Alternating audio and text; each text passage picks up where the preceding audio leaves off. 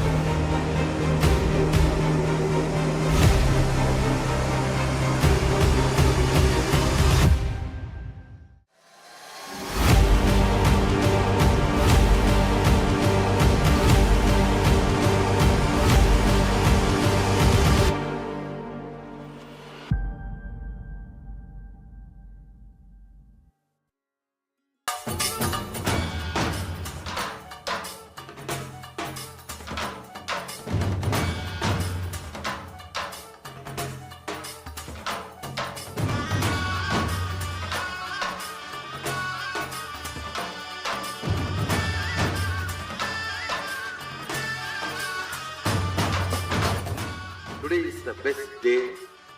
Sadashiva appears for Brahma and Vishnu early morning in the form of light shaft. Means the consciousness which is beyond time and space enters into time and space. Sadashiva declares, "Let me become many to celebrate myself." So morning we celebrate he becoming many.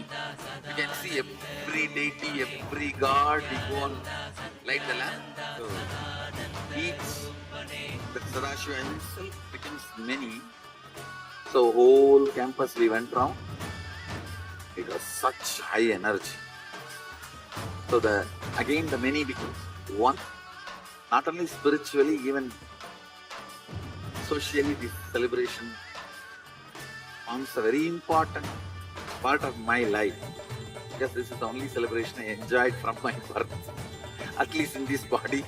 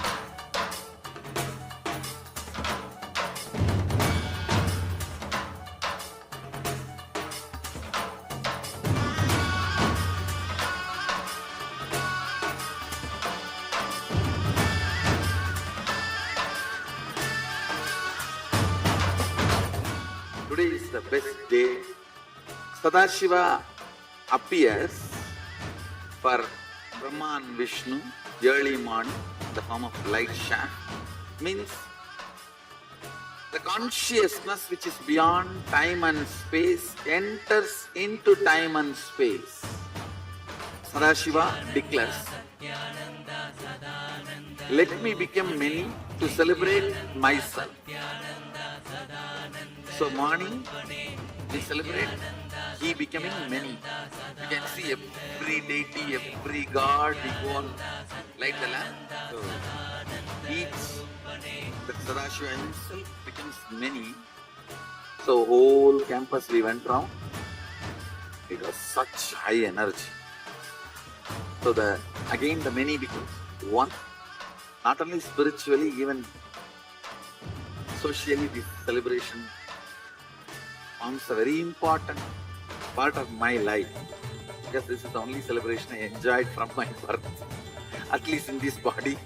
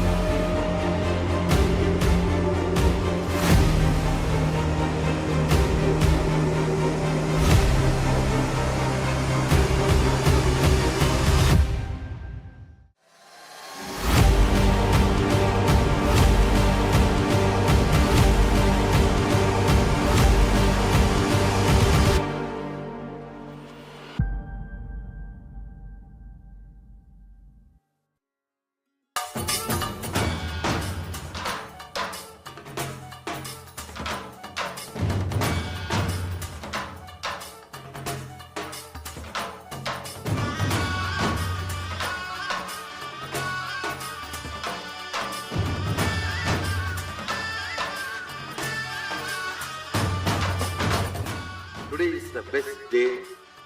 Sadashiva appears for Brahma and Vishnu early morning in the form of light shaft. Means the consciousness which is beyond time and space enters into time and space. Sadashiva declares, let me become many to celebrate myself. So morning we celebrate he becoming many. You can see every deity, every god, we go on light the lamp. So each, the Sadashiva himself becomes many. So whole campus we went round. It was such high energy. So again the many becomes one. Not only spiritually, even socially, this celebration forms a very important part of my life. Because this is the only celebration I enjoyed from my birth, at least in this body.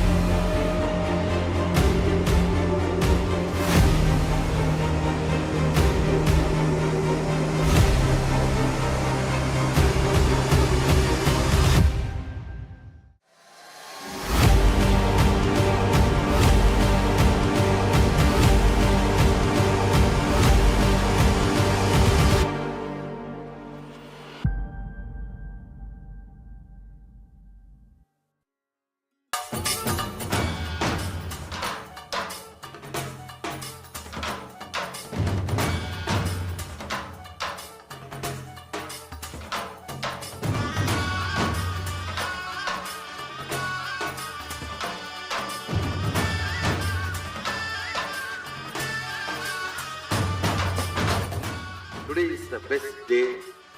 Sadashiva appears for Brahma and Vishnu early morning in the form of light shaft. Means the consciousness which is beyond time and space enters into time and space. Sadashiva declares, let me become many to celebrate myself. So morning we celebrate he becoming many. You can see every deity, every god, we go on light the lamp.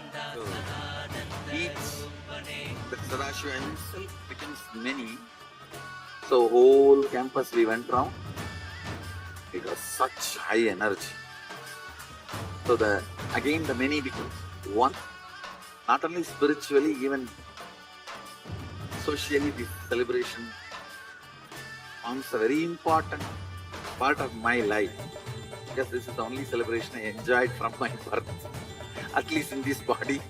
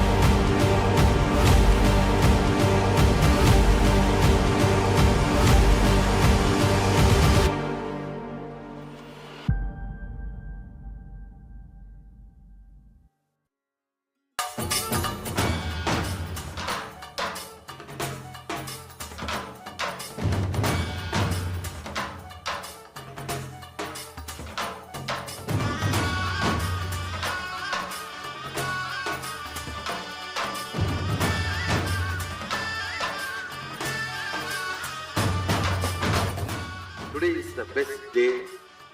Sadashiva appears for Brahma and Vishnu early morning in the form of light shaft. Means the consciousness which is beyond time and space enters into time and space. Sadashiva declares, let me become many to celebrate myself. So morning we celebrate he becoming many. You can see every deity, every god, we go on light the lamp. So each, the Sadashiva himself becomes many. So whole campus we went round. It was such high energy. So again the many becomes one.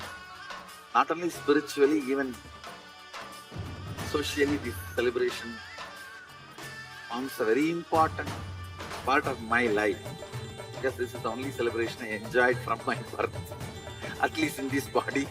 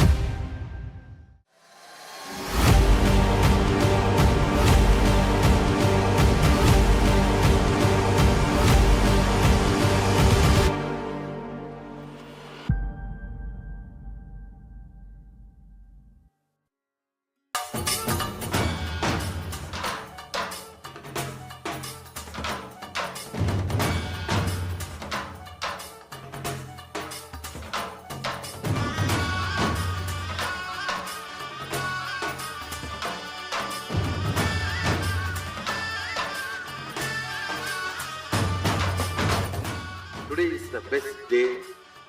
Sadashiva appears for Brahma and Vishnu early morning in the form of light shaft.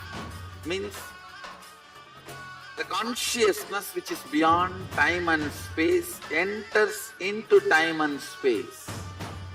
Sadashiva declares, let me become many to celebrate myself. So morning we celebrate he becoming many. You can see every deity, every god, we go on light the lamp. So each, the Sadashiva himself becomes many. So whole campus we went round. It was such high energy. So again the many becomes one. Not only spiritually, even socially, this celebration forms a very important part of my life. Because this is the only celebration I enjoyed from my birth, at least in this body.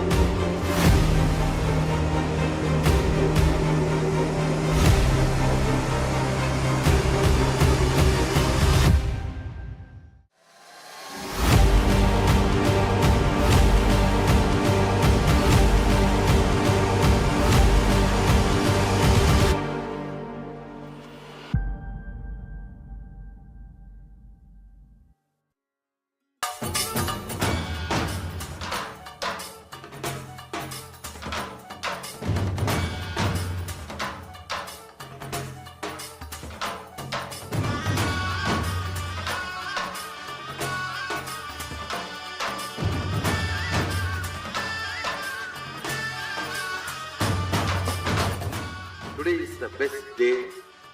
Sadashiva appears for Brahma and Vishnu early morning in the form of light shaft. Means the consciousness which is beyond time and space enters into time and space. Sadashiva declares, let me become many to celebrate myself. So morning we celebrate he becoming many. You can see every deity, every god, we go on light the lamp. So each, the Sadashiva himself becomes many. So whole campus we went round. It was such high energy. So again the many becomes one. Not only spiritually, even socially, this celebration forms a very important part of my life. Because this is the only celebration I enjoyed from my birth, at least in this body.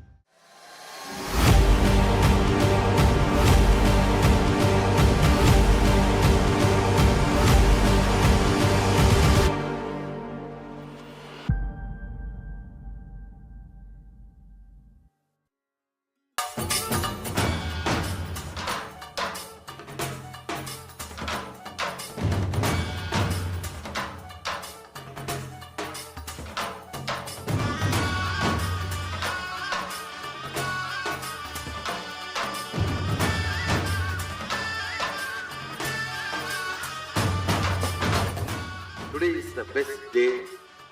Sadashiva appears for Brahma and Vishnu early morning in the form of light shaft.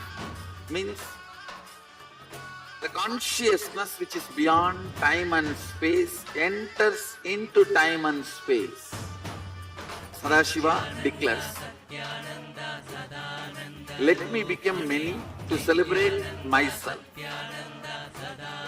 So morning we celebrate he becoming many. You can see every deity, every god, we go on light the lamp. So the Sadashiva himself becomes many.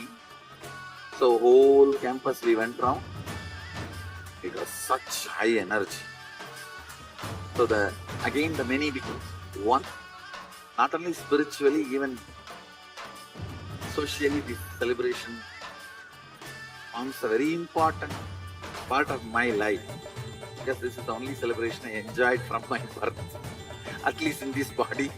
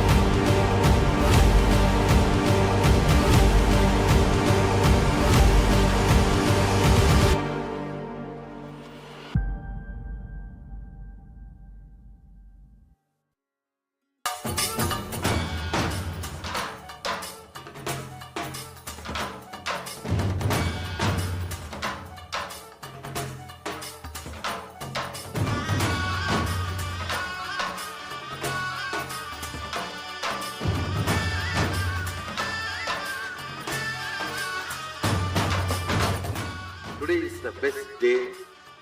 Sadashiva appears for Brahma and Vishnu early morning in the form of light shaft. Means the consciousness which is beyond time and space enters into time and space. Sadashiva declares, let me become many to celebrate myself. So morning we celebrate he becoming many. You can see every deity, every god, we go on light the lamp. So the Sadashiva himself becomes many. So whole campus we went round. It was such high energy. Again the many becomes one. Not only spiritually, even socially, this celebration forms a very important part of my life. Because this is the only celebration I enjoyed from my birth, at least in this body.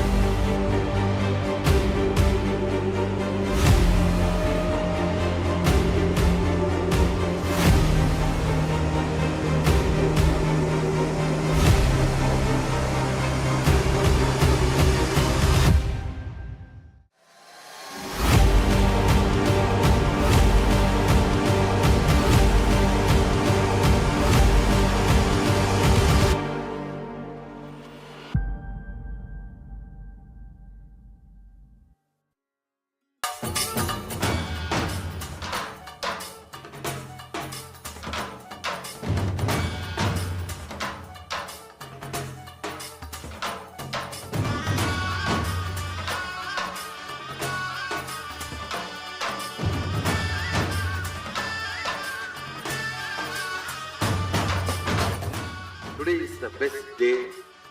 Sadashiva appears for Brahma and Vishnu early morning in the form of light shaft.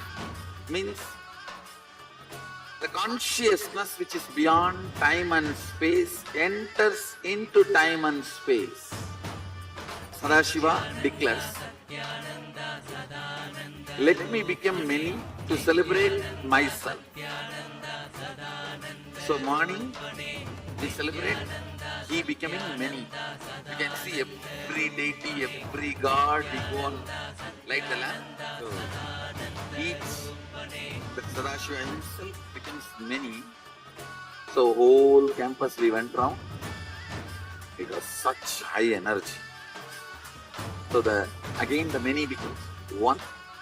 Not only spiritually, even socially, this celebration forms a very important part of my life. Because this is the only celebration I enjoyed from my birth, at least in this body.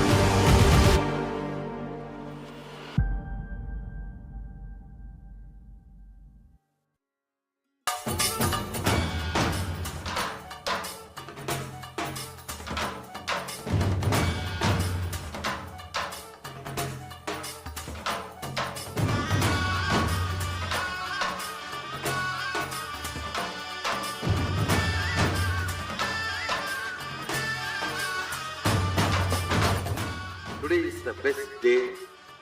Sadashiva appears for Brahma and Vishnu early morning in the form of light shaft. Means the consciousness which is beyond time and space enters into time and space. Sadashiva declares, let me become many to celebrate myself. So morning we celebrate he becoming many.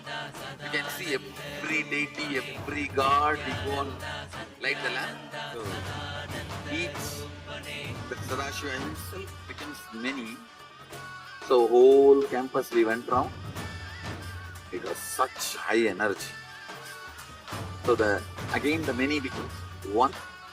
Not only spiritually, even socially, this celebration forms a very important part of my life.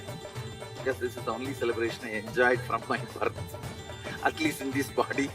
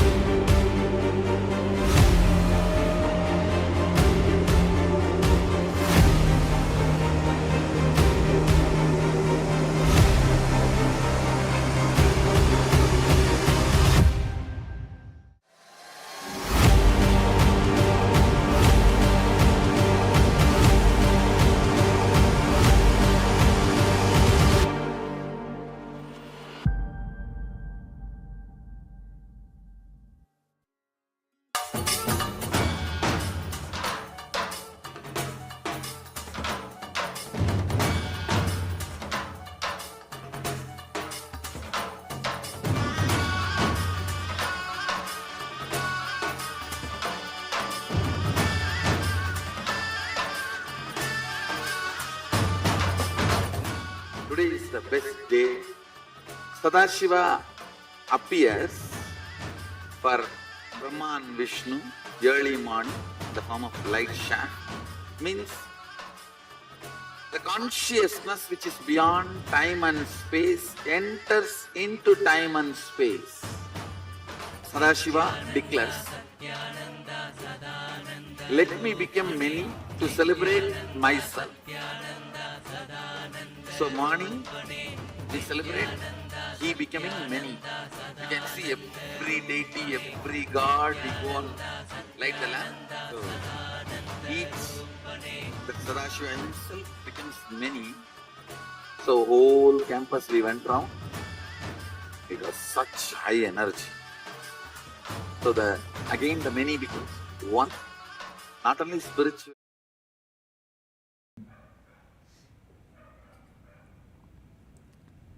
And settle down.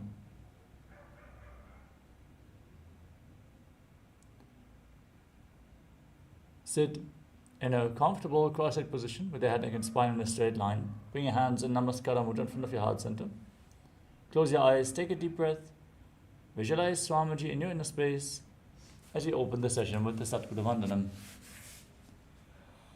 Nityanandam Paramasukadam Kevalam Jnanamurtim Dvandvatitam Gagana Sarusham Tatpamasyadilaksham Ekam Nityam Vimalamachalam Sarvadi Sakshibhutam Bhavatitam Trigunarahitam Sadgurum Tam Namami. Next, we are going to invoke Paramashiva's presence by chanting the Shiva Mula mantra. Om Ham Haum Shivaya Namaha. 11 times. Please follow along internally. Om Ham Haum Shivaya Namaha. Om Ham Haum Shivaya Namaha. Om Ham Haum Shivaya Namaha. Om Ham Haum Shivaya Namaha. Om Ham Haum Shivaya Namaha. Om Ham Haum Shivaya Namaha. Om Ham Haum Shivaya Namaha. Om Ham Haum Shivaya Namaha. Om Ham Haum Shivaya Namaha. Om Ham Haum Shivaya Namaha. Om Ham Haum Shivaya Namaha. Next, we are going to perform the Tatvachamanam, the ritualistic cleansing. Take a Panchavatam and Udani. Keep your right hand in the Gokarana Mudra in the shape of a cow's ear. Take one Udani, 1 spoon of water, and pour it into your right palm. Each time the word Swadha is chanted, sip the water from the bottom of your right palm. Om Advanatvam Shodayami Swadha. Take another Udani of water into your hand. Om Vidyatatvam Shodayami Swadha. Take another Udani of water into your hand. Om Shivatatvam Shodayami Swadha. Now wash your right hand with the water from the Panchapatram and wipe your lips twice with the bottom of your right thumb. Om Ham Hridayaya Namaha. Wash your hand again. With index, middle and ring fingers joined together, touch above the upper lip and below the lower lip. Then wash your hand again. With your index finger and thumb joined together, touch your right nostril and your left nostril. With your ring finger and thumb, touch your right eye, your left eye, your right ear and your left ear. Then wash your hand again. With your little finger and thumb, touch your navel, your right chest and your left chest. And with all your fingertips joined together, touch the crown of your head, the right shoulder, the left shoulder, and your heart center. Wash your hand again. Now, clasp the right hand over the left and place both hands on the right thigh. Close your eyes and make a sankalpa, set a conscious resolution. What you want to manifest today as part of this ritual of Internalization Yoga. Hold this visualization as you chant the sankalpa mantra. Om Mamopata Samasta Doritakshayadvaram Bhagavat Shri Nityananda Paramashiva Prityatam Shri Nityanandeshwari Paramashiva Shakti Sameta Shri Nityanandeshwara Paramashiva Prityatam Cha Adya Purvokta Evam Guna Visheshena Vishishtayam Asyam Shubhaditau Purnarokya Yukta Duragatva Yogida Sharira Siddhyatam Paramashiva Shakti Avishkaranatam Nityananda Yoga Abhyasam Karishye. Now wash your right hand once more. Om Apaupasprisya. And place your Panchavatam and Udani aside, out of harm's way, so we can safely enter into this ritual of Nityananda Yoga. Starting off with the first asana of the sequence, Sukhasana. Sit in a comfortable cross-legged position with your head, neck and spine in a straight line. Place your hands on top of your knees in Bindu Mudra with index fingers and thumbs together. Engage the mula bandha, the root lock, contracting your perineal floor and pulling it inwards. Uddiyana bandha, the abdominal lock, contracting your stomach muscles above and below the navel as you pull your stomach in and up towards your spine. And the Jalandhara bandha, the throat lock, tucking your chin to the chest, internally contracting your throat muscles, thus locking the throat. Together performed, they form Mahamudra Bandha. As you can see, we're projecting the bandha on the left side of the screen. Visualize Lord Shiva in your inner space. Breathe in Samana Kumbhaka. Inhale fully and hold your breath. Then exhale fully again, hold your breath. Meditate on a flame kindled in your navel region. Internally chant the japa Soham and visualize the japa rotating around your throat in a circular manner, cleansing your Vishuddhi chakra. With this, we covered all the components for the first asana of the sequence, Sukhasana. Sukhasana. Tat Sukhasanamityuktam Ashaktastat Samacharet Asanam Vijitam Yena Jitam Tena Jagatrayam. Parvatasana. Now, place your feet on top of opposite thighs. Sit in Padmasana. Join your palms and raise them up above your head in Anjali Mudra. Engage Mahamudra Bandha. All the three bandhas engaged as you visualize yourself as Mount Kailash. Athavakshe Mahadeva Parvatasana Mangalam Yatkritva Sthira Rupi Syat Shatchakradi Vilopanam. Halibhasana. Now, extend your feet away from the body. Join the soles of the feet together. Interlock your hands behind your back in Padasha Mudra and lean forward and down, placing your forehead on the ground behind your heels. Gaze towards the tip of your nose, engage Mahamudra Bandha and visualize Swamiji in your inner space. Purava Vidhiyahu Me Jano Ubhai Pagathali Samputatano Vishtupachedo Bhu Karalyavo Dachina Karso Vam Gahavo. Nadi Bhavasana.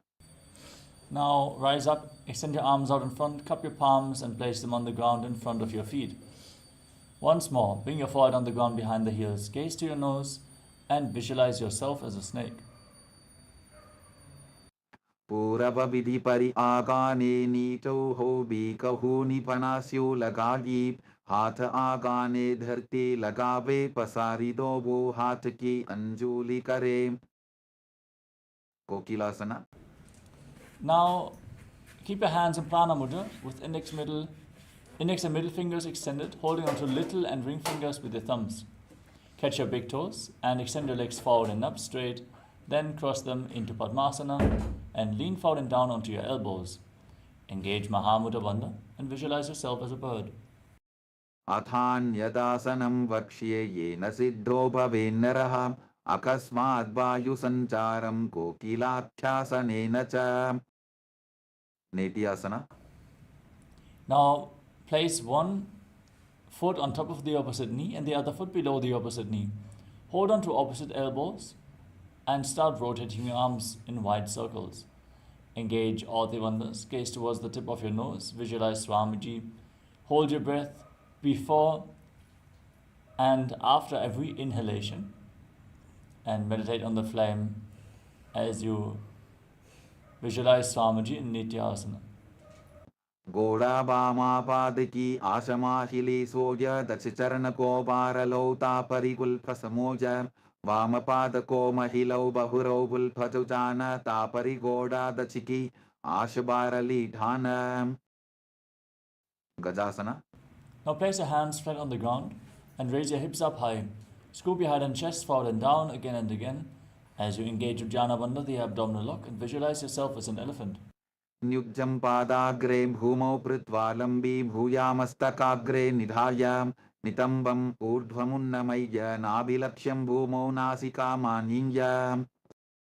Rikshasana.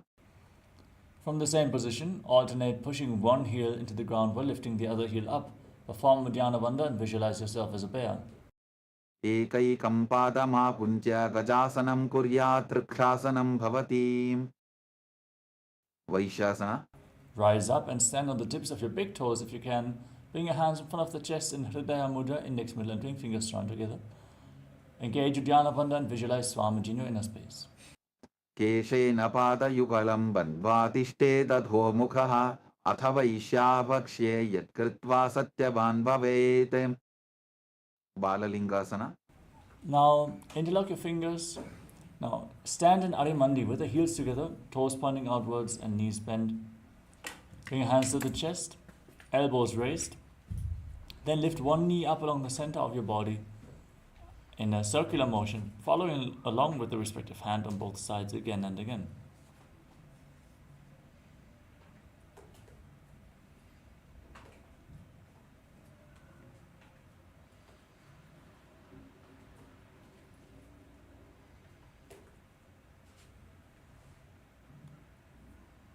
Next up is Balalingasana. Now interlock your fingers from the outside in Savashankari Mudra. Raise one knee up and pull it close to your chest with your hands. Engage Mahamudra Bandha and visualize yourself holding a baby. Ekam danu urasi alingya sthatavyam balalinganam bhavati. Padabhidanasana. Now pull the foot behind towards your buttocks with both hands interlocked in Padasha Mudra. Engage Mahamudra Bandha and visualize Swamiji in your inner space. Sthitvaikasmin padatale karabhyam veshta jetanam prishte samstapya yatdena padapidanamasana. Natarajasana. Now hold the sole of the foot from the inside, kick your leg back and up, and extend the other hand forward in Bindu Mudra as you visualize yourself dancing as Lord Nataraja. Uttanapadam krauncham cha marichim veerabhadrakam natarajam trikonam cha suptan dushta prasarane. Balalingasana. Now pull the other knee up towards your chest with both hands interlocked in Savashankari Mudra. Engage all the bandhas and visualize yourself holding a baby. Ekam janu urasi alingya sthatavyam balalingaram bhavati. Padabhidanasana. Now pull the foot behind towards your buttocks with both hands interlocked in Parasha Mudra. Engage all the bandhas and visualize Swamiji. Sthitvaikasmin padatale karabhyam veshta yetanam prishte samstapya yattena padapidanamasana. Natarajasana. Keep breathing in Samana Kumbhaka as you hold onto the sole of the foot, kick the leg back and up. Pull the foot up with your hand as you extend the other hand forward in Bindu Mudra and visualize yourself as Lord Nataraja. Uttanapadam krauncham cha marichim veerabhadrakam natarajam trikonam cha suptangushta prasarane. Next up is Ardhari Trikarana from Adimandi. Heels together, toes pointing outwards and knees bent. Bring your hands to the chest, elbows raised. Step the right foot behind the left and swing the right arm back and forth like a pendulum. Gracefully move your fingers one by one. Then place your hand over the nose and cross your ankles. Step the other foot behind to repeat the movement on the other side.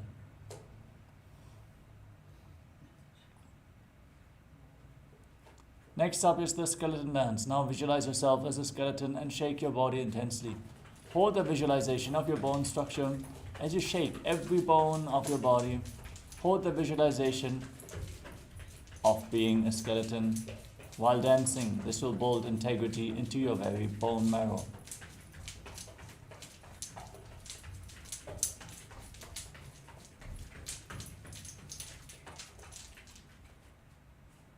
relax. Now stand in Adi Mandi and cross your arms over top of your head with the palms facing backwards. Turn your body to one side and open up your arms. Cross them as you return to the center. Open up your hands to both sides again and again in Kati Chinakarana.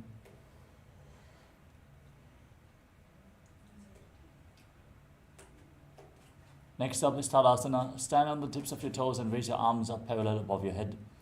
Engage Uddiyana Bandha, the Mula Bandha, and the Jalandhara Bandha in Mahamudra Bandha. As you visualize yourself as a palm tree, internally chant the new japa Shivoham in Tadasana. Tadasana. Mahamudra Kono Tadasana Vibhetakan Vinotanam Sada Puryadantarvatni Padipriyam. Uttanasana. Now lean forward and down. Place your palms on the mat. If you cannot reach the ground with your hands, you can hold onto your shins or your knees. Pull yourself lower and engage all the bandhas, visualizing Swamiji in your inner space. Mahamudra Kono Tadasana Vibhetakan Vinotanam Sada Puryadantarvatni Padipriyam. Tarakshvasana. Now walk your hands forward, step your feet back into a tall plank position, lock your throat and rotate your head from side to side as you visualize Swamiji in your inner space. Gajasanavastitva mastakam varam varam dakshina kokshim savya kokshim najet tarakshvasanam bhavati. Bhujangasana. Now lay down on your stomach, keep your hands at the side of the shoulders. Then lift your head and chest by the strength of your lower back. Open up your mouth and inhale through your throat in Bhujangani Mudra, visualizing yourself as a cobra. Angushthanabiparyantam adho bhumo vininyaset karabhyantadaran dhritva urdvashirshapanivashim dehad nirbardhate nityan sarvaroga vinashanam jagarti bhudagi devi bhujangasana sadhanate. Shashasana. Now push yourself back up into a plank position and alternate putting your knees in towards your chest, back and forth. Breathe calmly through your nose in Sahaja Kumbhaka. Lead the prana along your spine and hold your breath on and off along the various chakras as you visualize Swamiji in Shashasana. Gajasana samstito janudvayamapuncha varam varam kartavyam shashasanam bhavati. Rathasana. Now step one foot forward in between the two hands. Simultaneously jump the front foot back and bring the other foot forward again and again, visualizing yourself pulling a chariot. Gajasana samstito evaikam padam purvamargena brahmajitva kartavyam tathasanam bhavati. Virabhadrasana. Now rise up with one foot at the front, the other foot far back, back toes facing sideways. Rotate your hips forward, bend the front knee at a 90-degree angle, raise your arms up parallel above your head, engage Uddiyana Bandha, the abdominal lock, gaze towards your third eye and visualize yourself as Lord Veeravata. Vasishtamata kaundinyam urdhakukkudamevacha ashtavakramatottanam mayuram setu bandhanam uttanapadam krauncham cha marichim veerabhadrakam nataracham trikonam cha suptangushta prasarane. Veerabhadrasana. Now exchange the position of your feet. Step the other foot forward, raise your arms up, bend the front knee, pull your stomach in and up, gaze to your third eye and visualize yourself as Lord Veeravata. Vasishtamata kaundinyam urdhakukkudamevacha ashtavakramatottanam mayuram setu bandhanam uttanapadam krauncham cha marichim veerabhadrakam nataracham trikonam cha suptangushta prasarane. Vrikshasana. Now raise one foot towards the inner opposite thigh. Join your hands in Anjali Mudra and raise them up above your head. Engage Uddiyana Bandha and visualize yourself as a tree in Vrikshasana, the tree pose. Vamo rumula deshe cha yamyam padam didhadyato tishte tu vrikshavad bhumo vrikshasaramidam viduhom. Gavrasana.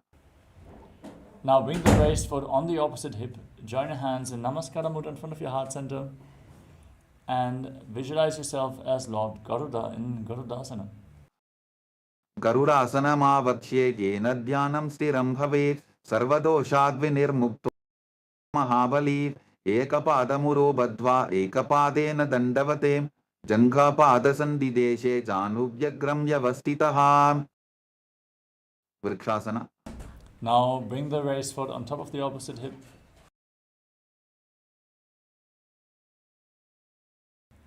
Bring the other foot towards the inner opposite thigh. Join your hands in Anjali Mudra and raise them up above your head. Pull your stomach in and up and visualize yourself as a tree. वामोरुमूलदेशे च यां यं पादं निधार्यतु तिष्ठेत्तु वृक्षवद्भूमो वृक्षासनमिदं विदुः. Varvrasana. Now bring the raised foot on the opposite hip, your hands in Namaskara Mudra in front of your heart center, and visualize yourself as Lord Garuda with big wings on your नमावक्ष्ये येन ध्यानं स्थिरं भवेत् सर्वदोषात् विनिर्मुक्तो भवतीह महाबली. एकपादमुरो बद्ध्वा एकपादेन दण्डवते जङ्घापादसन्धिदेशे जानुभ्यग्रं व्यवस्थितम्. Trikonasana. Now step one foot forward and the other foot far back with the back toes facing sideways. Extend your arms out. Lean forward and down. Place one hand by the foot, the other arm pointing up to the sky. Keep your shoulders aligned. Gaze up along the raised arm and visualize yourself as a triangle. उत्तानपादं क्रौञ्चं च हरीचिं वीरभद्रकं नटराजं त्रिकोणं च सुप्ताङ्गुष्ठप्रसारणे. Trikonasana. Rise up. Exchange the position of your feet and lean forward and down towards the other side as you visualize yourself as a triangle and Trikonasana on the other side. उत्तानपादं क्रौञ्चं च हरीचिं वीरभद्रकं नटराजं त्रिकोणं च सुप्ताङ्गुष्ठप्रसारणे. Angushtasana. First, we're going to enter into Nikuttakarana from Arimandi. Heels together, toes pointing outwards and knees slightly bent. Bring your hands to the chest with the palms facing each other. Then raise one heel off the mat. Stomp the raised heel down and lift the other heel up, alternating both sides as you exchange the position of your hands in front of your chest again and again.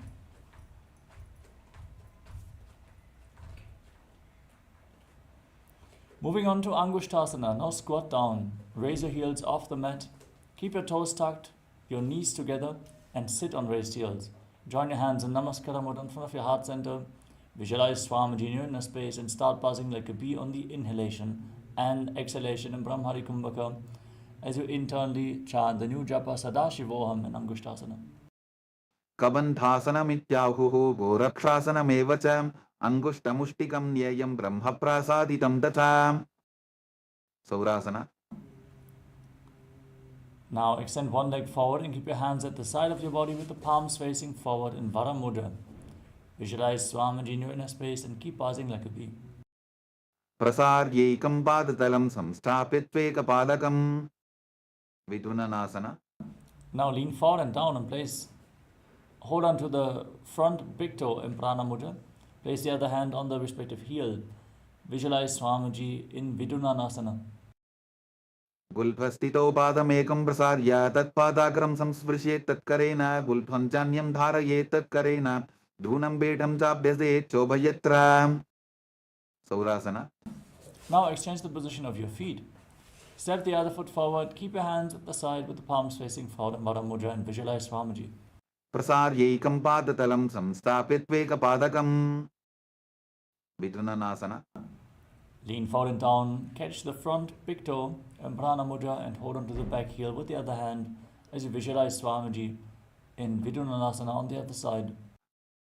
गुल्फस्थितौ पादमेकं प्रसार्य तत्पादाग्रं संस्पृशेत् तत्करेण गुल्फं जान्यं धारयेत् तत्करेण धूनं बेढं चाभ्यसेत् चोभयत्र. Brahmachuram Kushasana. Now step both feet in towards your body. Sit on raised heels, separate your knees and place your hands on top with the palms facing upwards. Lock your throat in Jalandhara Bandha and gaze through the gap between the palms in Shambhavi Mudra. Your eyes open wide, unblinking, gazing inwards. Visualize Swamiji and keep buzzing like a bee in Brahmari Kumbhaka. Dobu Pranapani Hoy Vaise, Edi Dobudani Vaise, Korabakatalyaki Mahili, Ayusa Mahera Shemili. Kapilasana. Now place your knees on the ground. Sit on raised heels. Keep your hands on your thighs. Gaze towards the nose. Pull your stomach in and up in Uddiyana Bandha. And visualize yourself as sage Kapila Muni. उभय पकथली समठहरावे तिनको माहिली core मिलावे Phanapani kukara hoye vaise edi tobu joni nivese. Bhadrakorakasana. Now, maintain the same position but shift your gaze up towards your third eye and visualize Swamiji in your inner space. Dovo pakatali samputare, koravarili bhuparitare, koravarili rakhe aise tapari mooladvariti kibese. Suryasana. Now raise your knees off the ground and join the soles of the feet together. Sit on raised heels, join thumbs and little fingers and open up your palms resembling a lotus flower in Padma Mudra. As you raise your arms up straight above your head, gaze through the gap between the palms. Perform Uddiyana Bandha and visualize Lord Surya in your inner space, in Suryasana. Edi tobo buta tariyane phanapani baithak punithane goda janga adhar kari rahe aade vam isi vidhi kahe. Mandukasana. Now drop your knees on the ground, place the top of the feet flat on the mat and sit in between the heels. Place your hands on the respective knees, palms facing down. Push your tongue up, flat against the palate of your mouth in Manduki Mudra. Gaze up towards your third eye, breathe calmly through your nose in Sahajra Kumbhaka. Lead the prana along your spine and visualize yourself as a frog. Pada talau prishta deshe angushte dvecha samstrishete jano yugman puraskritya sadhajen mandukasanam. Uttana mandukasana. From the same seated position, bring your arms up and cross your hands behind your back, holding onto opposite shoulders. Pull your stomach in and up in Uddiyana Bandha. Gaze towards your third eye, press your tongue up and visualize yourself as a frog. Mandukasana madhyastam kotparabhyam dhritam shiraha etad bhyekavaduttanam etaduttana mandukam. Simhasana. Now cross your feet and sit on the raised heel. Place your hands flat on the respective knees. Gaze towards the tip of the nose, stick your tongue out and exhale forcefully through your mouth again and again. Visualize yourself as a lion in Simhasana. Dakshinam savyapulphena dakshinena tathetaram hastoshcha jango samsthapya swangulischa prasarya cha. Bhadrasana. Now join the soles of the feet together with the toes pointing backwards, knees wide apart and sit on your heels. Cross your arms behind your back and hold on to opposite big toes in Prana Mudra with index and middle fingers. Lock your throat in Jalandhara Bandha. Gaze towards the tip of the nose and visualize Swamiji. As you start buzzing like a bee on in and exhalation again in Brahmari Kumbhaka. Gulbhau tavrshanasyadho vyutkramena samahitaha padangushtau karabhyam cha dritva cha prishtadeshataha. Kakabusandhyasana. Now place your feet flat on the mat and keep your knees raised. Bring your arms in between the legs and wrap them around behind your back. Try to interlock your fingers behind your back in Parasha Mudra. As you gaze towards the tip of the nose and visualize yourself as a crow. Prathame besako kridhane dogu hatapakam visane tinuko modinalya parilyave pishtapache kakasi karave. Kanipavasana. Now place your palms on the ground, bring your knees onto your arms towards your armpits. Raise your hips, lean forward, find balance and lift your feet off the mat. Hold the balance on your arms as you visualize Swamiji in your inner space. Asana ko guna ashidashita hoyi to achi hoyi. Kapalyasana. Now place your head on the ground, form a triangle between your head and your hands. Set yourself up in front of a wall for support if needed. Place your knees on your elbows. Raise your hips above the shoulders and then kick your legs up straight into a headstand. Gaze towards your nose and visualize Swamiji as you keep buzzing like a bee in Kapalyasana. Sisha sisha dharti teki pabdo miliva ucha bukare. Pashvamayurasana. Now squat with your palms on the ground in front of you. Rotate your body, align one knee and the respective hip with your elbows. Lean forward, extend your legs out, find balance and lift your body off the ground, gaze up towards your third eye and visualize yourself as a beautiful peacock in Parshvamayurasana. Mayuram dandavat kuryan mayuram dandanamakam kuryan mayuram pashvabhyam mayura pashvanamakam. Pashvamayurasana. Now twist your body in the opposite direction, lean forward onto your elbows, extend your legs out to the side and balance on your arms. Exhale and hold your breath after every exhalation. Gaze to your third eye and visualize yourself as a peacock. मयूरं दण्डवत् कुर्यान् मायूरं दण्डनामकं कुर्यान् मायूरं पार्श्वाभ्यां मायूरपार्श्वनामकं बहिरागनाथासना.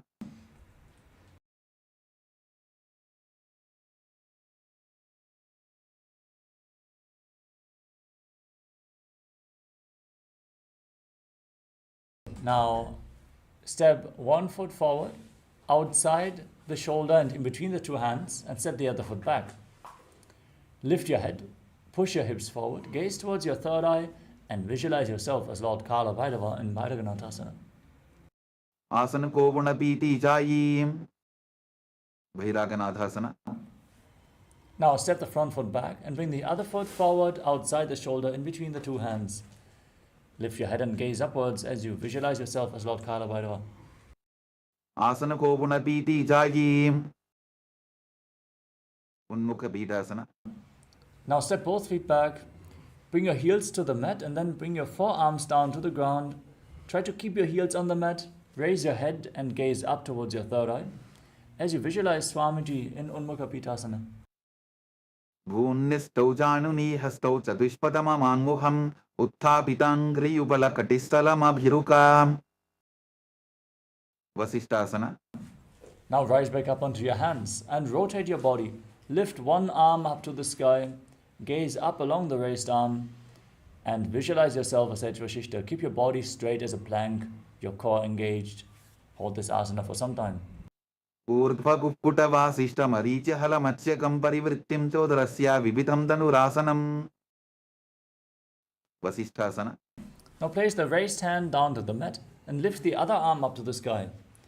Balance on one arm, your body straight, core engaged, gaze up and visualize yourself as Vashishta in Vashishtasana on the other side.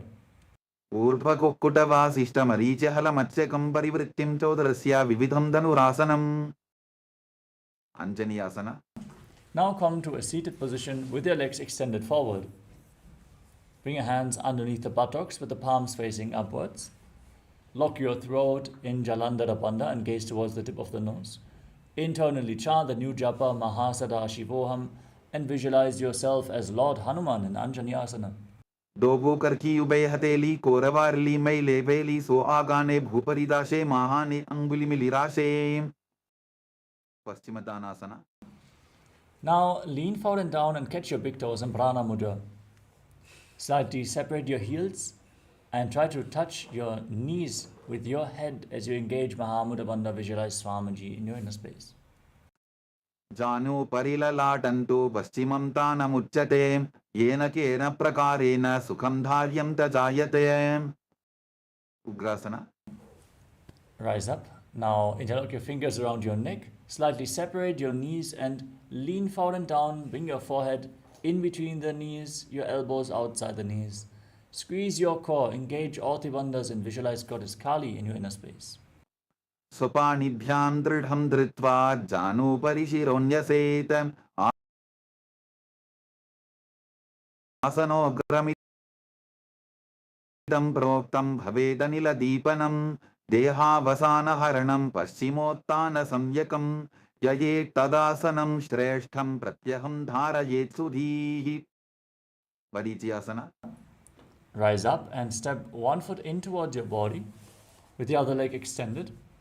Wrap the respective arm around the raised knee and interlock both hands behind your back and lean forward and down. Visualize yourself as Sage Marichi in Marichyasana. Uttanapadam grauncam cham haricam veerabhadragam Natarajam trikonam cha suptangushta prasarane. Mahamudrasana. Now drop the waist into the side, keep the heel firmly pressed against the perineum and lean forward and down. Hold onto the front foot with both hands as you gaze to your nose. Visualize Swamiji. Exhale fully and hold your breath in the exhaled state. Engage Mahamudra Bandha and internally chant Mahasada-shivoham in Mahamudrasana. Mahamudram pravakshami tantresvin mama vallabhe yam prapya siddha siddhim cha kapiladyah puragataha. Vadichyasana. Now exchange the position of your legs. Step the other foot in towards your body. With a knee raised, wrap your arm around the raised leg and interlock both hands behind your back as you lean forward and down and visualize yourself as Sage Marichi.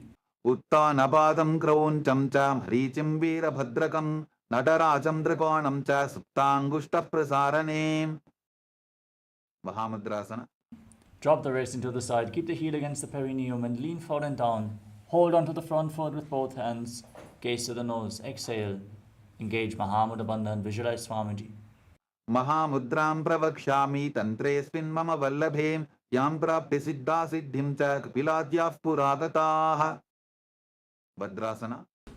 Now, bring both feet in towards your body. Join the soles of the feet together. Interlock your fingers around the toes and firmly push them against your perineum. Push your knees down to the mat. Fix your gaze on your third eye and visualize Swamiji in your inner space in Bhadrasana too. Gulphau tavrishanasyadah sivantyah parshvayoho kshipet padaparshve tu panibhyam draham badhva sunischaram. Valipavasana. Now slightly extend your feet away from the body. Keep your toes together and separate your heels as you place your hands on the respective knees. Lock your throat in Jalandhara Bandha, gaze towards the tip of the nose and visualize Swamiji in Valipavasana. Puravachar pidichoka kakhyo soyi vahi vidichoki je soyi yame edi bhinna jarashe angula ath antaro rashe. Donyasana. Now, bring the feet back in towards your body. Hold onto the soles of the feet with all 10 fingers. And lean forward and down, placing your forehead on the ground. Gaze towards the tip of the nose and visualize Yoni Mandala, the visual representation of Devi, Paramashiva Shakti herself. Dogo pagadali samputakare edi med keding dadare ardhatako antararashe lilata pakathalya uparadashe. Midaki Pavasana. Now extend your feet away from the body. Keep your heels together and separate your toes. Extend your arms out to the side, wide apart. Lean forward and down. Bend from your hip. Try to keep your back straight as much as possible. Place your forehead on the ground behind the heels. Gaze to the nose and visualize Swamiji as you exhale and hold your breath in Rechaka Kumbhaka in Vidaki Pavasana. Purava vidi paripagathali samputa shola edi mili rashe. Siddha Samadhyasana. Bring your feet back in towards your body. Keep your toes together and separate your heels. Scoop your hands below the shins with the palms facing up. Place your face on the mat and touch your toes against your throat as you gaze towards the tip of the nose and visualize Lord Surya in your inner space. Dogo pagadari samputakare sole medha aga medhare angula ath antaro rashe edi ko ese vididashe. Chiniki Pavasana. Now bring your feet in towards your body. Hold onto the soles of the feet and open them up like a book. Press your elbows down onto your thighs and push your knees down to the ground. Gaze towards your nose and visualize Swamiji in Chinaki Pavasana. Dogo pakati edi dhati magiva medharagave. Sarbrachokasana. Now place your hands on the respective knees and gently push them down to the ground. Try to touch the knees to the mat. Pull your stomach in and up in Uddiyana Bandha. Gaze up towards your third eye. Keep your back straight and visualize Swamiji in Chadapata Chokasana. Dogo pagadali samputadhare avane kaizare pasare gora bhuso lagatarashe hat dogo gora paridashe. Bhairavasana. Now rotate your feet. Lift your heels up and touch your knees down to the ground. Place your hands on top of the respective knees in Bindu Mudra. Gaze towards your third eye and pull your stomach in and up in Uddiyana Bandha as you visualize yourself as Lord Kala Bhairava in Bhairavasana. Gulpho sampita jan yonyam vikrameno titam shanihi janvo pasvakato hasto dandavad bhairavasanam. Samanasana. Now bring one heel against your perineum and lift the sole of the other foot against your chest with both hands. Gaze up towards your third eye and visualize Swamiji in Samanasana. Samanasana mavakshe siddhamantradi sadhanat ekapadamaro datva gushonyalinga vatrake. Upanasana. Now lift the raised leg over top of the respective shoulder. Place your hands on the ground and extend the opposite leg forward and up.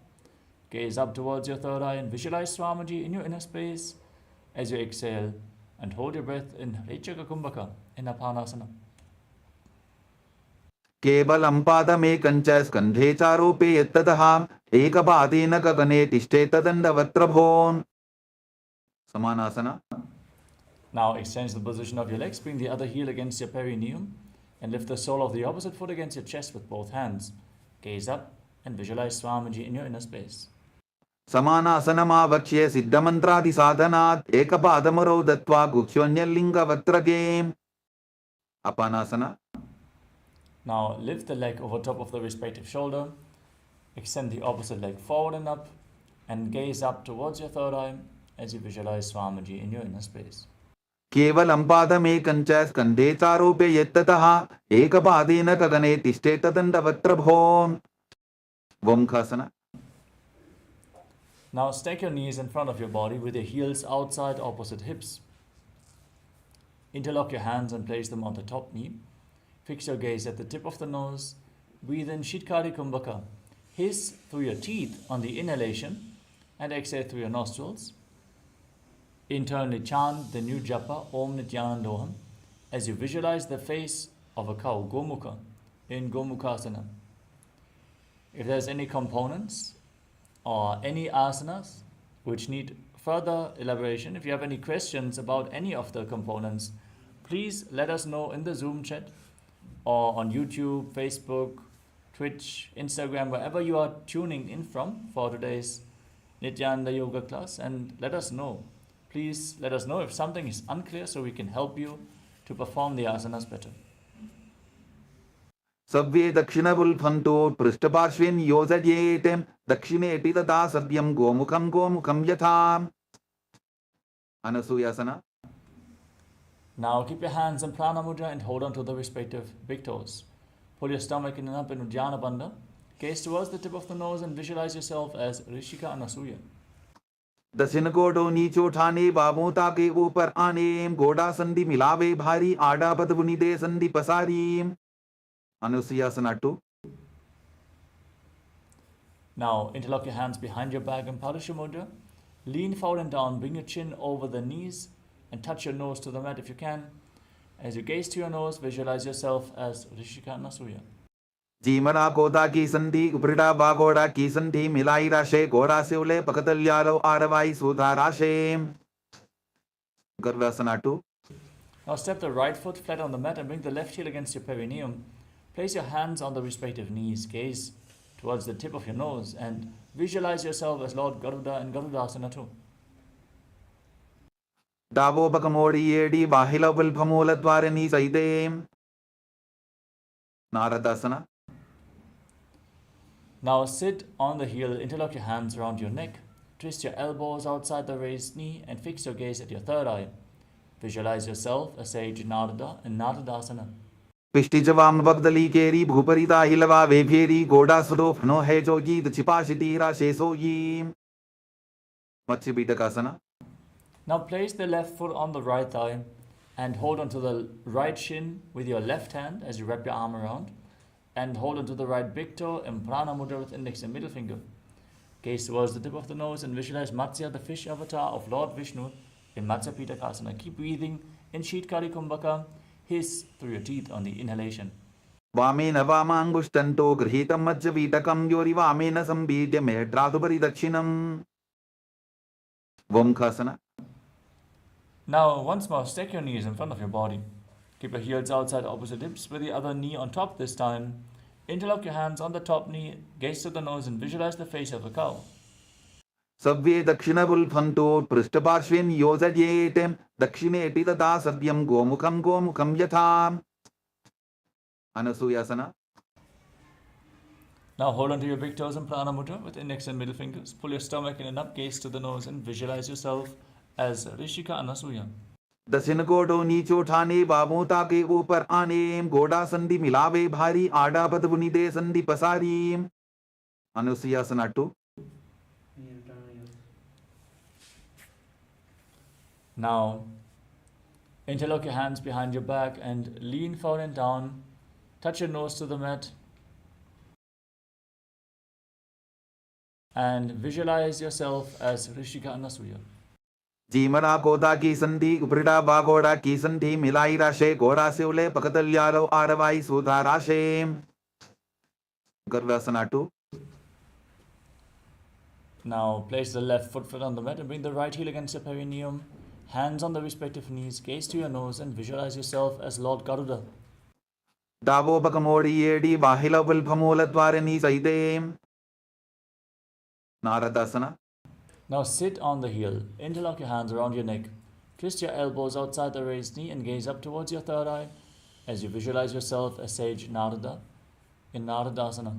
Pishtijavam Bagdali Keri Bhuparita Hilava Vebheri Goda Sudop No Hejogi the Chipashitira Shesoyi. Matsibhitakasana. Now place the right foot on the left thigh, hold onto the left shin with the right hand and the left big toe with the left hand in Prana Mudra. Gaze to the nose and visualize Matsya, the fish avatar of Lord Vishnu. Vamena Vamangustanto Grihitam Majjavitakam Yori Vamena Sambhidya Mehdratupari Dakshinam. Matsyendrasana. Now extend your legs out in front. Then place the left foot on the right thigh, raise the right knee, twist your left elbow outside the raised knee and bring your left hand to the neck. The right hand on the ground behind you, twist your spine intensely. Keep your back straight, gaze to your third eye and visualize Sage Matsyendrasana, the master of Hatha Yoga. Don't forget to breathe in Sheetkari Kumbhaka in Matsyendrasana. Udiram Paschima Bhasam Kritva Tishtati Yattatahanam Vrangam Vamapadam Hi Takshachanu Parinyaset. Ubhasana. Now extend the left hand down towards the foot, hold on to the big toe in Prana Mudra and keep your elbow outside the raised knee. Place the right hand on your ear, gaze up towards your third eye and visualize yourself as a camel. Asana Koguna Jholo Jaye. Matsyendrasana 2. Now place the right hand from the ear to the ground behind you, twist your spine even more, gaze towards your third eye and visualize Sage Matsyendrasana. Vatsendra Petham Dadara Pradiptim Pratendara Pandala Khandanastram Abhyasata Kundalini Prabodham Dandastiratvam Hidatati Pumsam. Matsyendrasana. Now extend your legs out in front, place the right foot on the left thigh and raise the left knee. Twist your right elbow outside the raised knee, hand by the neck, left hand on the ground behind you. Gaze towards your third eye and visualize Sage Matsyendrasana. Udiram Paschima Bhasam Kritva Tishtati Yattatahanam Vrangam Vamapadam Hi Takshachanu Parinyaset. Ubhasana. Extend the right hand to the big toe, hold on to the big toe in Prana Mudra. Place the left hand on your ear. Gaze up towards your third eye and visualize yourself as a camel. Asana Koguna Jholo Jaye. Matsyendrasana 2. Now place your hand on the ground behind you, gaze up towards your third eye and visualize the master of Hatha Yoga, Sage Matsyendrasana. Vatsendra Petham Dadara Pradiptim Pratendara Pandala Khandanastram Abhyasata Kundalini Prabodham Dandastiratvam Hidatati Pumsam. Padmasana. Now place your feet on top of opposite thighs. Sit in the lotus posture, hands flat on your knees, gaze towards the tip of the nose. Engage Mahamudra Bandha or Tribandhas. Breathe in Shitali Kumbhaka. Roll up your tongue and inhale through the tongue like a tube. Internally chant the new japa Om Nityananda Mahasadashivoham as you visualize yourself as Lord Shiva in Padmasana. Asanam Dvedham Proktam Padmam Vajrasanam Tatha Urdhvo Rupaiche Dhatte Ube Padatale Yatha. Padmasana 2. Now, with your legs crossed, cross your arms in front of your body and hold on to the respective big toes in Prana Mudra. Fix your gaze at the tip of the nose and visualize yourself as Devi Paramashiva Shakti in Padmasana 2. Uttanau charanau kritva uru samstau prayattataha uru madhye tathottano pani kritva tu tadrisho. Kukutasana. Now bring your hands in between the legs and place your palms on the mat. Lift your entire body off the ground as you breathe calmly through your nose in Sahaja Kumbhaka and visualize yourself as a rooster. Padmasanam susamsthapya nanvororantare karo niveshya bhuma vasishted yomastap kukutasana. Baddhakekyasana. Now rise up onto your knees with your legs in Padmasana. Place your palms on the mat in front of you, fingers pointing towards your body. Bend your elbows and touch them against your navel. Lean forward and down and lift your knees off the ground. Balance on your arms. Breathe calmly through your nose and visualize Swamiji in Baddhakekyasana. धरामवष्टभ्यकरत्वेन तत्कूर्परिस्थापितानाभिपार्श्वः उच्चासनो दण्डवदुत्तितर्खे मायूरमेतत्र वदन्ति पीठम् मयूरं पद्मकं कुर्यात् बद्धकेकीति कथ्यते. Mayurasana. Now extend your legs back. Keep your palms on the ground, fingers pointing back. Straighten your legs. Lift them up off the ground and balance on your arms as you visualize yourself as a peacock. अथ वक्ष्ये महादेव मयूरासनमुत्तमं भूमौ निपात्य हस्तौ द्वौ कूर्परोपरि देहकम्. Makarasana. Now relax. Lay down on your stomach, interlock your hands around your neck. Place your forehead on the ground and rotate your feet so the heels are touching the ground and the toes are pointing outwards. Breathe calmly through your nose in Sahajra Kumbhaka. Lead the prana along your spine and hold your breath in the various chakras as you visualize yourself as a crocodile in Makarasana. अध्यासशेदे हृदयं निधाय भूमौ च पादौ च प्रसार्यमानो शिरश्च धृत्वा करदण्डयुग्मे देहाग्निकारं मकरासनं तत्. Salabhasana. Now place your hands on the ground at the side of your shoulders and lift your legs up straight off the mat and hold as you visualize yourself as a locust in Shalabhasana. अध्यासशेते करयुग्मवक्षो भूमिमवष्टभ्यकरयोस्तलाभ्यां पादौ च शून्ये च वितस्ति चोर्ध्वं वदन्ति पीठं शलभं मुनीन्द्राः. Ushtrasana. Now bend your knees, hold onto your feet and pull them down to the ground outside the hip. Try to touch your heels to the mat as you visualize yourself as a locust in visualize yourself as a camel in Ushtrasana. अध्यासशेते पदयुग्मव्यस्तं पृष्ठेति दायापि धृतं कराभ्याम् आकुञ्चयेत् सम्यक् उदरासेवाढमुष्ट्रञ्च पीठं योगिनो वदन्ति. Dhanurasana. Firmly hold onto your feet and kick your legs back and up. Lift your head and chest. Pull yourself up high as you gaze up towards your third eye and visualize yourself as Pinaka, Lord Shiva's bow in Dhanurasana. प्रसार्य पादौ भुविदण्डरूपौ करौ च पृष्ठे धृतपादयुग्मं कृत्वा धनुस्तुल्य विवर्तिताङ्गं निगद्य योगी धनुरासनं तत्. Bhavasana. Now come to a kneeling position. Sit in between your heels with your toes touching behind your back. Place your hands on the respective knees. Fix your gaze up towards your third eye and breathe calmly through your nose. Visualize Swamiji in your inner space as you internally chant Om Nityananda Paramashivoham in Bhakasana. उल्टा मोड़ी पावतो वैसे बहुरोचिविति करे एक ऐसे पावन महिला बुल्पुज होवु कुलापाशितीला वेसोवु. Gohyasana. Now get ready. Set yourself up in front of a wall if needed. Place your forearms on the ground, interlock your fingers. Place your head on the mat. Support your head with your hands. Raise your hips, straighten your legs and kick your legs up. Keep your knees bent and pull them in towards your chest. Try to touch your chin with your knees. Squeeze your body into a ball as you gaze towards the tip of the nose and visualize Swamiji in Gohyasana. दोवो हाथ की कहुनी जोगी पुनिह कलाई जाने दोयी. Shirasasana. Now extend your legs up straight into a headstand. Gaze towards your nose. Breathe calmly and deeply. Lead the prana up and down along your spine. And visualize Swamiji in Shirshasana. विपरीतं मण्डलं तद्विधैव विदितं हिनः दण्डासनं दिता प्रोक्तं विपरीतोपवेशने. Podyasana. Gently lower your legs down and come to a seated position with your legs extended forward. We're now entering a sequence of rapid exhalations in Bhastika Kumbhaka. Keep exhaling through your nose without worrying about the inhalation. Naturally, air will flow back into your lungs. Just exhale, exhale, exhale. Hold onto your calves and extend your legs forward and up straight, as vertical as possible, as you visualize Swamiji in Podyasana. दोवो हाथ पक बाहर आने गोरा तरे काकसी ठाने अंगुष्ठ पिंडली लगता धरे चरण उभे आकाश दिशी करे. Paribhasana. Keep your legs extended forward. Interlock your hands. Cross your hands behind your back and hold on to opposite shoulders. Keep exhaling rapidly as you gaze to your third eye and visualize yourself as a maze. उत्तान शयनं कृत्वा पादौ मिलित्वा प्रसाद्य नितम्बं भूमौ स्पृष्ट्वा हस्ताभ्यां कन्दरां बद्ध्वा. Naukasana. Now extend your arms out in front, parallel to the ground. Keep your legs raised, gaze towards your third eye, and visualize yourself as a maze in Parikhasana. उत्तान शयनं कोटपराभ्यां भूमिं वष्टद्य हस्तौ नितम्बं निधाय. Rudrasana.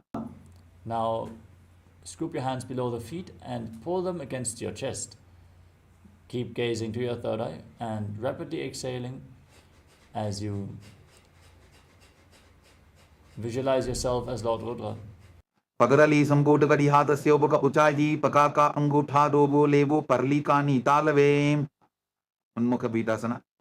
Relax. Breathe calmly now and lay down on your back with your feet flat, knees raised. Place your palms on the ground just behind your heels. Lock your throat and hold your breath in Mocha Kumbhaka as you push your hips off the ground. Gaze towards the nose and visualize Swamiji in Unmukha Plitasana too. Urdve jajanuni kritva shavitvordva mukham tatha uthapya hasto tishthetu peta unmukha namage. Savasana. Now lay down flat on your back. Keep your hands at the side of the body with the palms facing up. Forcefully pull the awakened Kundalini Shakti up along your spine from the Muladhara, the root of your spine, all the way to the crown of your head, the Sahasrara. Unclutch from any movements of the body and mind. Lay completely still and visualize your body is dead and Swamiji is liberating you. Internally chant the Mahavakya. Om Nityananda Paramashivoham in Shivasana. Uttanam shavavad bhumau shayanam to shavasanam shavasanam shranti haram chitta vishranti karakam.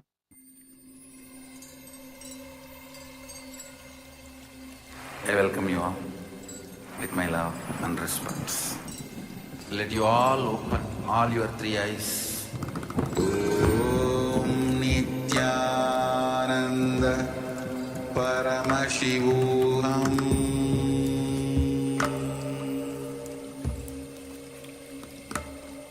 Om Nityananda Paramashivoham.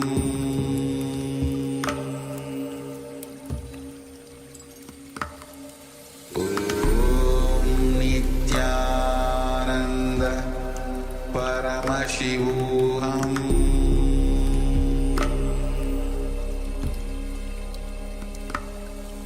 Om Nityananda Paramashivoham. Om Nityananda Paramashivoham.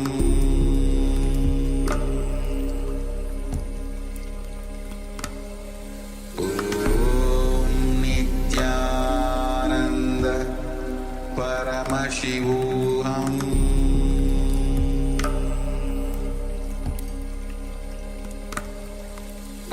Om Nityananda Paramashivoham.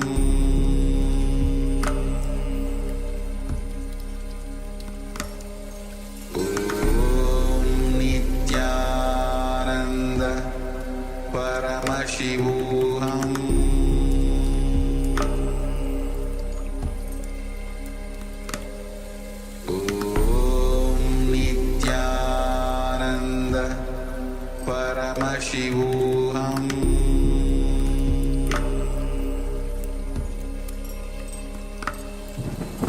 Om Nityananda Paramashivoham.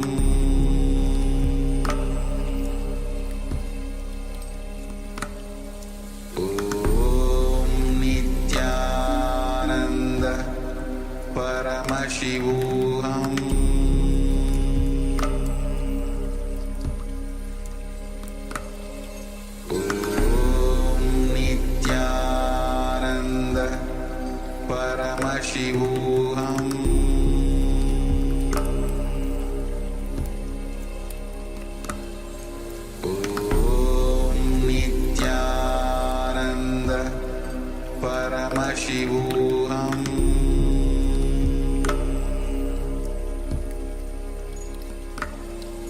Om Nityananda Paramashivoham.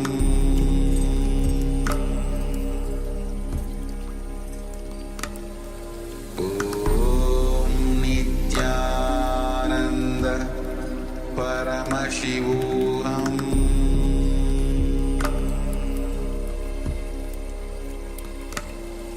Om Nityananda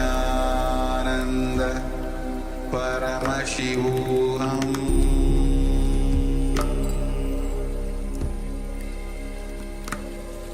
Om Nityananda Paramashivoham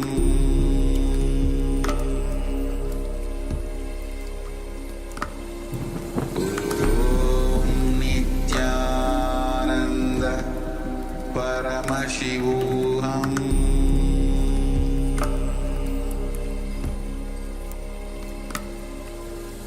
Om Nityananda Paramashivoham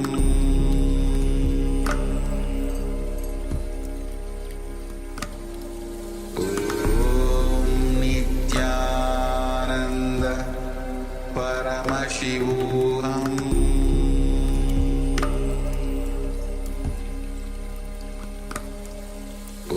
Om Nityananda Paramashivoham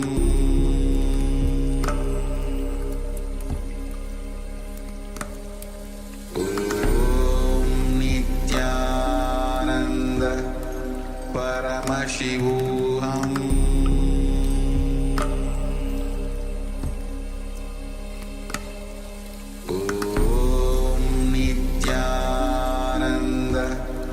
Paramashivoham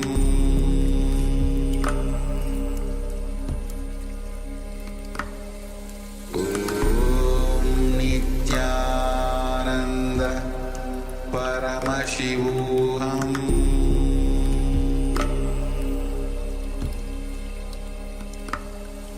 Om Nityananda Paramashivoham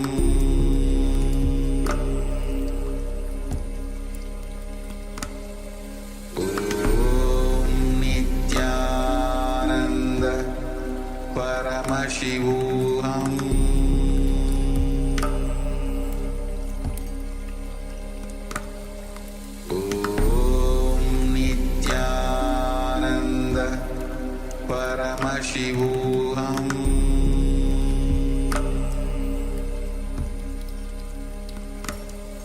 Om Nityananda Paramashivoham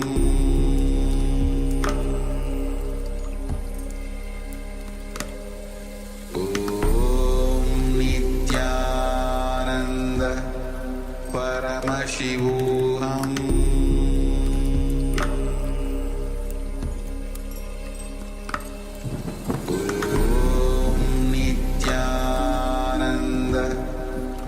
Paramashivoham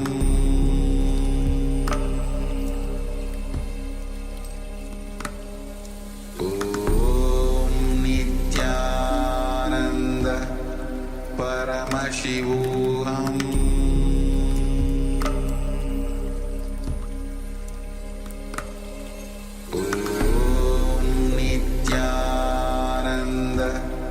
Paramashivoham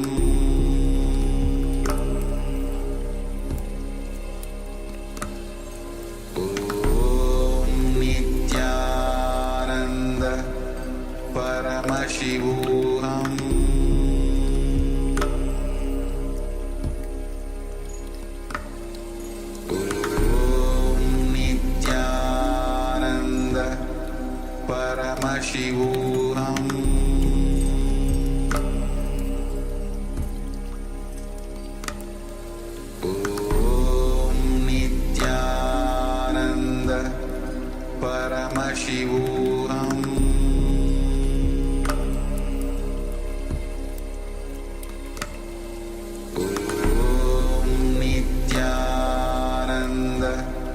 Paramashivoham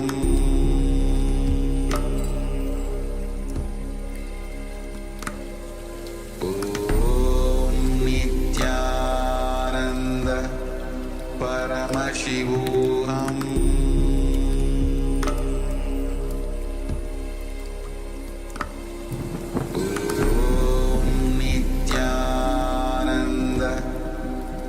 Paramashivoham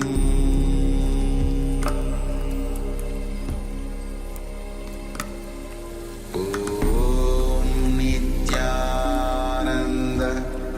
Paramashivoham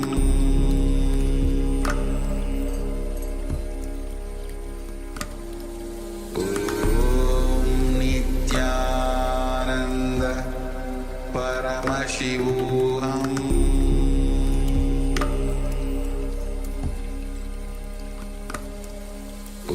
Om Nityananda Paramashivoham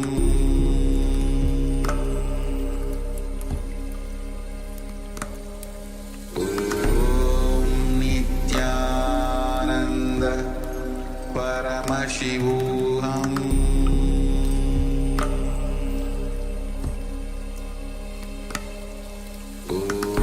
Om Nityananda Paramashivoham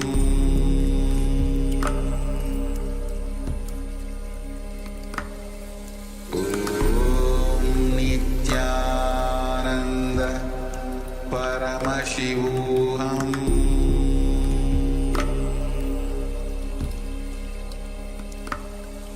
Om Nityananda Paramashivoham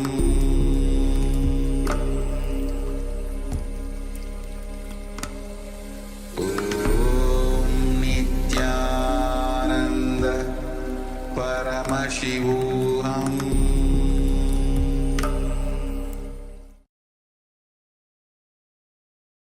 Now, slowly, return to your physical body. Start to wiggle your fingers and toes. Rotate your wrists and your ankles. Move your arms and legs. Pull your knees towards your chest. Encircle your legs with your arms. Squeeze your body into a ball and rock it from side to side. As you slowly return to a comfortable seated position.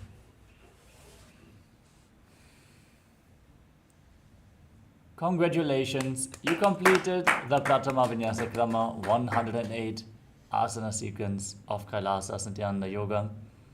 Thank you all so much for joining us today. All the Paramashivoham Level 1 participants are now going to enter into the power manifestation.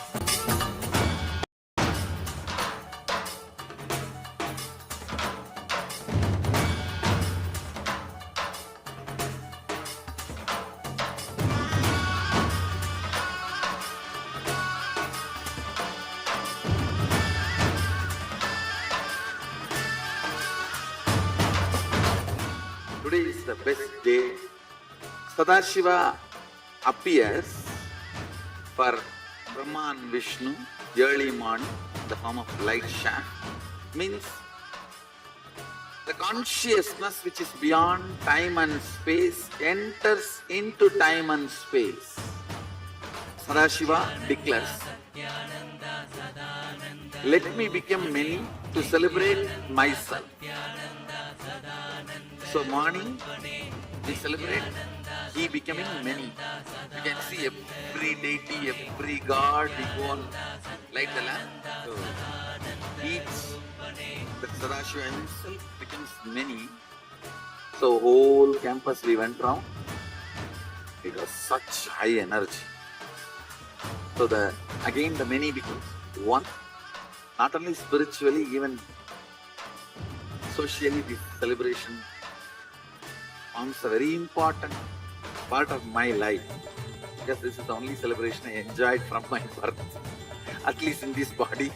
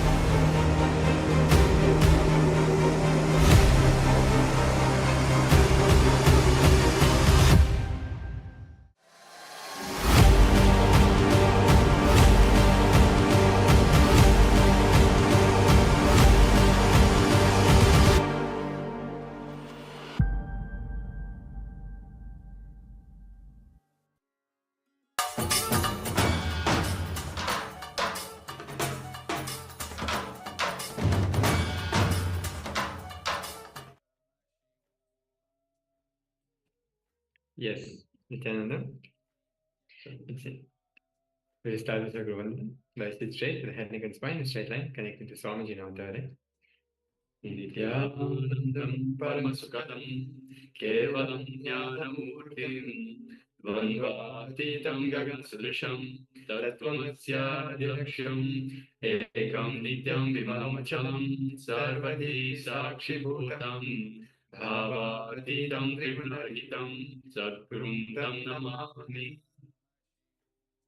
Yes, Nityanandam, everyone. Welcome, welcome. So after this intense 108 asana sequence of Pratama Vinyasa Kadama, let us get ready for the power manifestation. Meanwhile, requesting participants, if you have had any breakthroughs, any improvements in your asanas, any breakthrough at all during the yoga, can let us know in the chat.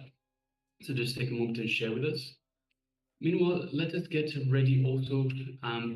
Let us get prepared for the first segment, which is the power manifestation. So today, of course, every day, the first power manifestation is the third eye vision. So seeing images blindfolded. So requesting everyone, please have your eye bands. And if you don't have any eye bands, then you can just get a piece of cloth that is opaque in nature, such that you cannot see through it, and just have them ready as we're about to enter into the power manifestation segment.